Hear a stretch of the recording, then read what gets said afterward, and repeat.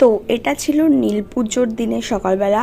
তো আমি রেডি ফেডি হয়ে আমি এবং আমার মা চলে গেছিলাম আমাদের সামনেই গাজনতলাতে, ওখানেই আমরা পুজো দেবো। মানে মা প্রত্যেকবার ওখানেই নীল পুজোর জন্য উপোস করে, তো আমিও প্রথমবার, এটা আমার প্রথমবার নীল পুজো, তো এখানেই আমি দিয়েছিলাম। আর সেদিন এত ভিড় হয়েছিল, কিন্তু দুটো লাইন থাকার কারণে তাড়াতাড়ি হয়ে যায়, প্রত্যেকবারই ভিড় হয়। তো বাড়ি এসে দেখি ম্যাডামও নতুন জামা পরে বসে আছে, আর এই জামাটা ওনাকে ওনার দিদুন দিয়েছিল। তো তারপরে কিছুক্ষণ পরে একটা জুতো কাকু এসেছিল, তো উনি মা ওর জন্য জুতো দেখছিল, তো খুব একটা পছন্দ হয়নি বলে আর নেওয়া হয়নি। বাবা, আমরা এখন কোথায় যাব? আমরা এখন ঘুরতে যাব।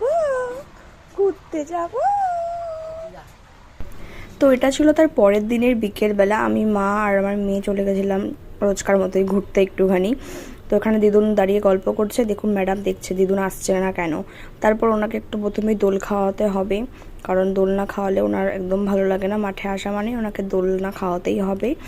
আর সেদিনকার আসার কারণটা একটাই, যে এখানে আমাদের যে হংস ঠাকুরটা আগের দিন নীল পুজোর জন্য জল ঢালা হয়েছে, সেই ঠাকুরটাকে এখানে নিয়ে আসা হয় এবং কিছু মানুষ এখানে জল ঢালে, মানে যারা স্নান টান করে অনেকেই বিকেলবেলা এখানে জল ঢালে।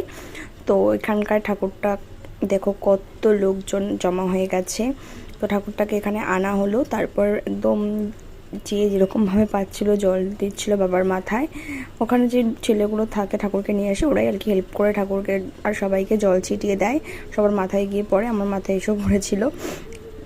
মানে কিছুক্ষণের মধ্যেই যেন ঠাকুরটাকে এক্ষুনি নিয়ে চলে যাবে, মানে জল ঢালা হয়ে গেলেই ঠাকুরটাকে নিয়ে ওরা চলে যায়।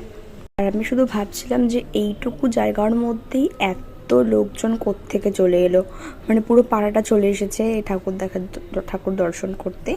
আমরাও গেছিলাম। আর এখানে আমার জেঠি আমার মেয়েকে নিয়ে গেছিলো ঠাকুরের সামনে ঠাকুরকে ছোঁয়াতে। আমার মেয়ে একটুও কান্নাকাটি করেনি, ভয় তো পাই না। তো তারপরে ঠাকুরকে নিয়ে চলে গেল। তো এই ছিল আজকের একটা ছোট্ট মিনি ব্লগ। কেমন লাগলো অবশ্যই জানিও। দেখা হবে নেক্সট ভিডিও।